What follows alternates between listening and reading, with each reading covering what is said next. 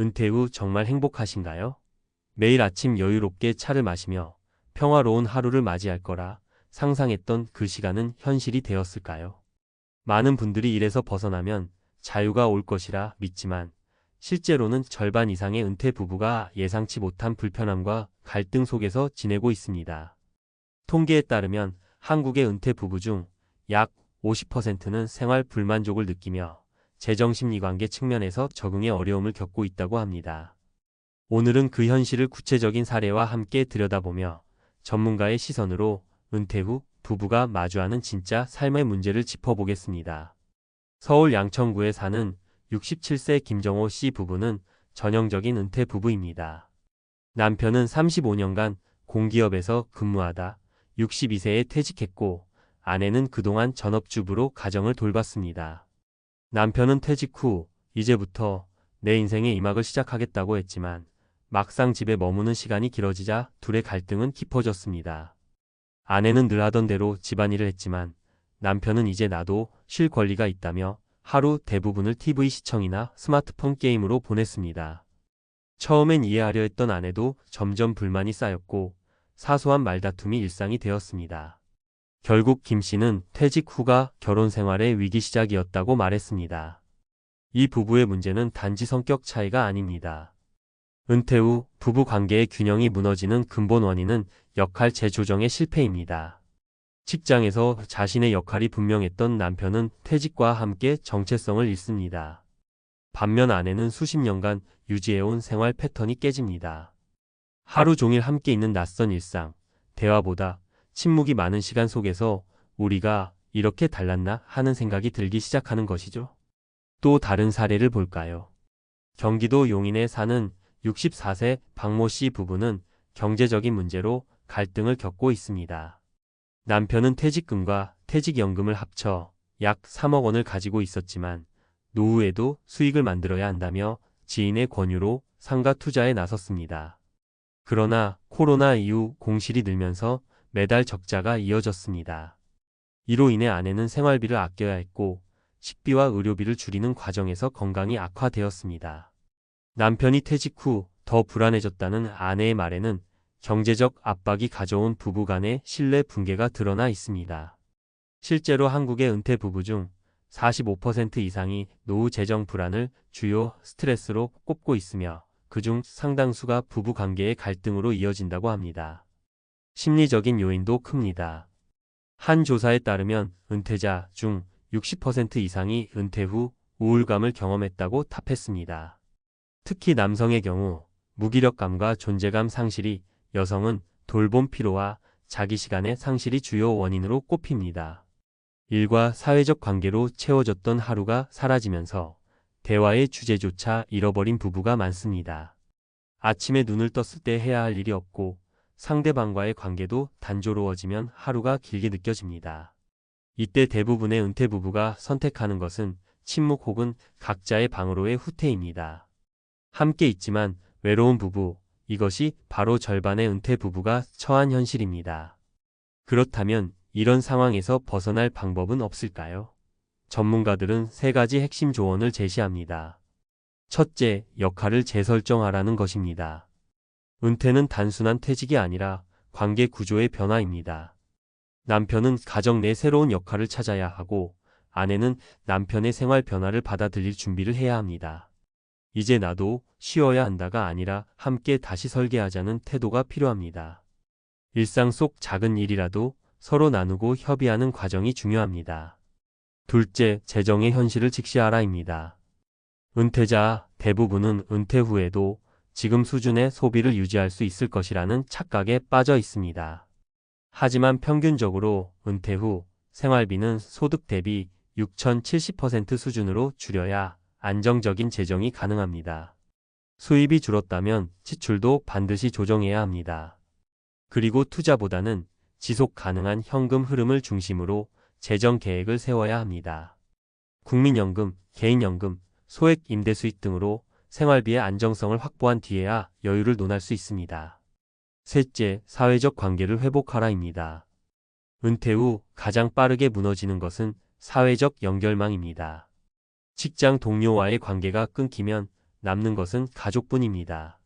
그러나 그 가족마저 갈등의 원인이 된다면 삶은 급격히 좁아집니다. 새로운 모임, 동호회, 봉사활동 등 외부 관계를 다시 만들어야 합니다. 실제로 이런 사회적 활동을 꾸준히 유지한 부부는 그렇지 않은 부부보다 우울감이 40% 이상 낮고 결혼 만족도도 훨씬 높다고 합니다. 관계는 에너지입니다. 혼자만의 시간이 필요하더라도 완전히 단절되어서는 안 됩니다. 마지막으로 함께 늙어간다는 말의 진짜 의미를 생각해 볼 필요가 있습니다. 함께 산다는 것은 단지 공간을 공유하는 것이 아니라 서로의 변화를 존중하고 새로운 질서를 만드는 일입니다. 은퇴 후의 삶은 누가 더 잘했는가가 아니라 어떻게 함께할 것인가의 싸움입니다. 재정이 안정돼도 마음이 불안하면 불행하고 돈이 조금 부족하더라도 대화가 있다면 충분히 행복할 수 있습니다. 중요한 것은 돈보다도 일보다도 관계의 지속 가능성입니다. 오늘의 이야기를 정리해보면 한국의 은퇴 부부 절반이 겪는 어려움은 결코 특별한 일이 아닙니다. 누구나 그 상황에 놓일 수 있습니다. 그러나 그것이 끝은 아닙니다. 다시 시작할 수 있는 방법은 언제나 있습니다. 지금 당신 곁에 배우자와 대화를 시작하는 것, 하루의 계획을 함께 세우는 것, 그리고 서로의 삶을 인정해주는 것. 그 작지만 진심 어린 행동이 은퇴 후 부부의 미래를 바꿀 수 있습니다. 은퇴는 끝이 아니라 관계의 재출발입니다. 그 첫 걸음을 내딛는 용기, 바로 지금이 그때입니다. 은퇴 부부의 절반이 생활 불만족을 호소한다는 통계는 단순한 숫자가 아니다. 그것은 지금 이 순간에도 조용히 각자의 방에서 서로의 한숨을 듣는 수많은 부부들의 초상이다. 퇴직과 함께 찾아온 여유는 기대했던 달콤한 휴식이 아니라 관계의 재조정이라는 낯선 숙제를 던져주었다. 수십 년간 직장과 가정이라는 서로 다른 세계에서 각자의 역할로 살아온 두 사람이 하루아침에 같은 공간, 같은 시간 속에서 매일을 공유하는 일은 결코 단순하지 않다. 문제는 대부분의 부부가 이 변화의 무게를 미리 준비하지 않은 채 맞닥뜨린다는 점이다. 경제적 계산은 어느 정도 되어 있지만 정작 함께 사는 법에 대한 감정적, 심리적 준비는 되어 있지 않다. 그 결과 돈보다 관계가 더 큰 불안 요인으로 등장한다. 은퇴 후의 부부 관계는 누가 더 수고했는가가 아니라 이제 어떻게 살아야 하는가의 문제로 바뀐다. 하지만 많은 남성은 여전히 과거의 역할을 버리지 못한다. 직장에서의 권위와 리더십을 가정에서도 유지하려 하고, 여성은 오랜 세월 쌓인 희생의 피로감으로 인해 더 이상 돌봄의 역할을 기꺼이 이어가려 하지 않는다. 그 간극은 말보다 깊고 시간이 지날수록 쌓인다. 상담 현장에서는 하루 종일 같이 있으니 숨이 막힌다는 남편의 말과 이제 좀 나를 내버려 두라는 아내의 말이 동시에 들린다. 서로의 존재가 불편해지는 것은 사랑이 식어서가 아니라 생활의 리듬이 어긋났기 때문이다. 은퇴 후 일상의 리듬은 완전히 새롭게 짜야 한다. 직장이라는 사회 구조 속에서는 시간표가 존재했지만 은퇴 후에는 그것이 사라진다. 이때 대부분의 부부는 남편이 중심이었던 과거의 생활 방식 그대로를 유지하려 한다. 아침 7시에 일어나 신문을 보고 점심을 기다리며 TV를 보다가 저녁이면 아내와 함께 식탁에 앉는다. 하지만 아내는 그 시간을 자신의 생활로 채우고 싶다. 오전에는 운동을 하고 오후에는 친구를 만나고 때로는 혼자 카페에 가서 책을 읽고 싶다.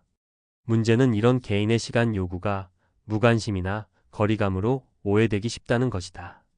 결국 부부는 서로의 시간을 침범하지 않으면서도 함께 존재하는 법을 배워야 한다.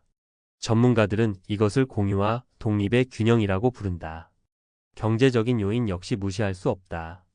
은퇴 후의 재정은 단순한 수입 감소가 아니라 소비 패턴의 전환을 요구한다.